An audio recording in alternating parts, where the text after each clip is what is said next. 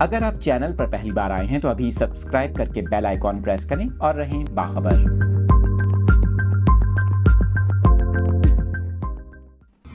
آپ کے ساتھ اہم خبر شیئر کر رہے ہیں۔ آپ کو بتائیں آئی جی سندھ کی جانب سے کراچی سمیت صوبے بھر میں اسٹریٹ کرائم کی وارداتوں کے بڑھتے ہوئے رجحان کو روکنے کے لیے اور منشیات کے خلاف اہم ایکشن لینے کا فیصلہ کیا گیا ہے۔ اس حوالے سے محکموں کو ہدایات بھی جاری کر دی گئی ہیں۔ آئی جی سندھ رفعت مختار کی زیر صدارت امن و امان کی صورتحال پر اجلاس ہوا، جس میں آئی جی نے پولیس کو سنجیدہ اقدامات اٹھانے اور کرائم کو کنٹرول کرنے کی ہدایت کی۔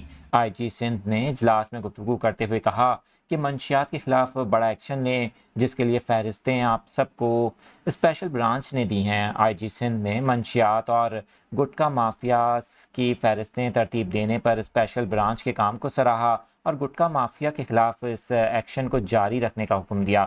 اس موقع پر انہوں نے کہا کہ صوبے میں اسٹریٹ کرمنلز کو ہرگز نہ چھوڑا جائے، ڈاکوؤں کے خلاف انٹیلیجنس معلومات کی بنیاد پر آپریشن جاری رکھیں، ایف آئی آر درج نہ کرنے پر سخت محکمانہ ایکشن لیا جائے گا۔